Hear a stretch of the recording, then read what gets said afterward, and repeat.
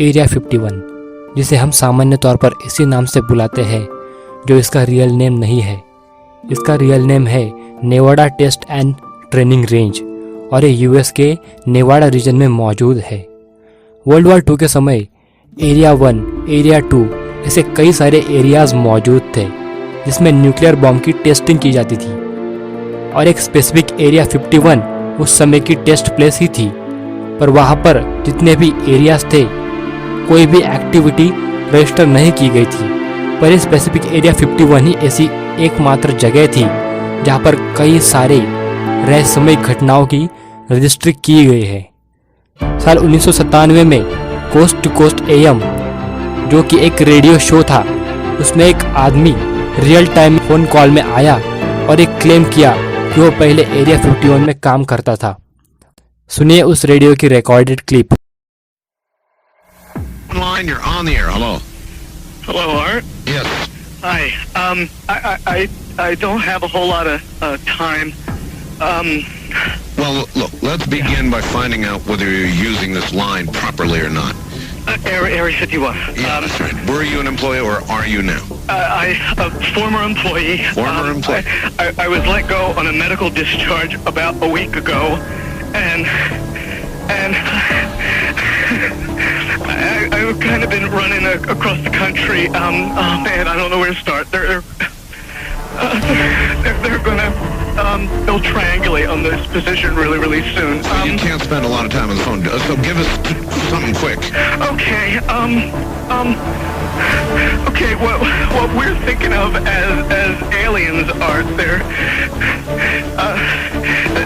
extra-dimensional beings that an earlier precursor of the space program made contact with. They are not what they claim to be. They have infiltrated a lot of aspects of the military establishment, particularly the Area 51. The disasters that are coming, the government knows about them, and there's a lot of safe areas in this world that they could begin moving the population to now. They're not doing anything. They are not. They want those major population centers wiped out so that the few that are left will be more easily controllable. Discharge.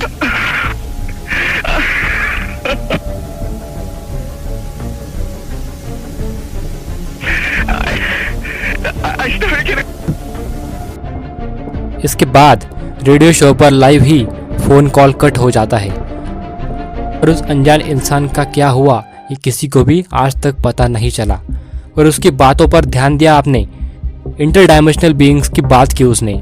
अगर आप इस area 51 को drone camera से देखोगे तो वो location कुछ ऐसा दिखेगा। पर क्या आप लोग जानते हो कि वहाँ ड्रोन्स अलाउ नहीं है? बहुत लोगों का ये मानना है ये सब तो कुछ भी नहीं। इस जगह के नीचे एक पूरा का पूरा अंडरग्राउंड टनल का एक नेटवर्क मौजूद है और उस एरिया पर जूम करने पर देखने मिलेंगे जिसमें कई दरवाजे हैं, जो कि ये साफ साफ बताते हैं कि ये ग्राउंड से पूरी तरह से कनेक्टेड है। एक इंसान जिसका नाम है बॉब लेजार, जो ये क्लेम करता है कि वो एरिया 51 में पहले काम करता था और वो S4 नाम के डिपार्टमेंट में काम करता था। उसका कहना था कि उस डिपार्टमेंट में एलियंस की जो व्हीकल्स होती है उनका स्टडी किया जाता था और एक कैसे उड़ती है उसके बारे में जांच की जाती थी। उसका एक कहना था एरिया 51 की टीम एलियंस के व्हीकल्स और यूएफओस को कैप्चर करके उन पर एक्सपेरिमेंट करती थी। उन्होंने 1981 में डिस्कवर किया था कि एलियन किस तरह अपने स्पेसक्राफ्ट को बिना फ्यूल के भी हवा में उड़ा लेते थे। कई महीनों के रिसर्च के बाद उनके हिसाब से एलियंस के स्पेसक्राफ्ट में एक ऐसा मेटल यूज किया जाता था जिसका एटॉमिक वेट था 115, जो कि अननोन था उस समय 1989 में। एक ऐसा मेटल था जिससे एंटी ग्रेविटी इफेक्ट को क्रिएट किया जाता था और इसीलिए एलियंस के स्पेसक्राफ्ट बिना किसी फ्यूल के भी आसमान में उड़ सकते थे। और गजब की बात तो यह है कि वो एलिमेंट 115 अननपेटियम 2003 में एक्चुअल में डिस्कवर हुआ और एक नॉर्मल मेटल के रूप में दुनिया के सामने आया। और बात यह है कि बॉब लेज़ार ने इसके बारे में 1989 में ही बता दिया था। बॉब लेज़ार के हिसाब से एक्स्ट्रा टेरेस्ट्रियल्स यानी एलियंस हज़ारों सालों से ही पृथ्वी पर विजिट करते आए हैं और करते रहेंगे। बॉब लेज़ार के हिसाब से जिस एयरक्राफ्ट का स्टडी वो अपने हाथों से किए थे वो धरती से लगभग 40 लाइट ईयर्स दूर के तारामंडल से आया था। एक और बात जो एरिया 51 का बहुत ही रहस्यमय बनाती है, यहाँ पर कोई भी एयरक्राफ्ट्स, ड्रोन, हेलीकॉप्टर हवा में मंडरा नहीं सकते हैं। यहाँ तक कि मिलिट्री के मशीन्स को भी यहाँ भटकना रिस्ट्रिक्टेड है और किसी भी सैटेलाइट को स्पेस से यहाँ का फोटो खींचना मना है। एरिया 51 की जितने भी इमेजेस इंटरनेट पे और इस वीडियो में भी देख रहे हो वो सभी लगभग 10 किलोमीटर की दूरी से पावरफुल कैमरास की मदद से माउंटेन के ऊपर से खींची गई है। 2004 में डैन ब्यूरिश नाम के इंसान भी सामने आया और पब्लिकली एक डरावनी बातें बताया। उसने कहा कि वो एलियन वायरसेस को एलियन बॉडी से निकालता था और उसने एक एलियन से कंप्यूटर लैंग्वेज के जरिए कम्युनिकेट भी किया था, जिस एलियन का नाम था जे रॉड। और एक स्टोरी के हिसाब से वैली साजा और बो फ्रॉस्ट एरिया 51 में काम करते थे और वहाँ के एम्प्लॉय थे और उन्हें अचानक इलनेस होने लगी, वो बीमार पड़ने लगे। उनके हिसाब से वहाँ पर कोई भयानक से एक्सपेरिमेंट हो रही थी और ये दोनों इन्फेक्ट हो गए और आखिर में दोनों की अनफॉर्चुनेटली डेथ हो गई। बाद में इस घटना को छुपाने की कोशिश की गई। फिर एक अनजान व्यक्ति ने दोनों को न्याय दिलाने के लिए इसके खिलाफ कोर्ट में मुकदमा चला दिया और उसने कोर्ट में कहा कि एरिया 51 में एम्प्लॉयज की सेहत का ध्यान नहीं दिया जाता है।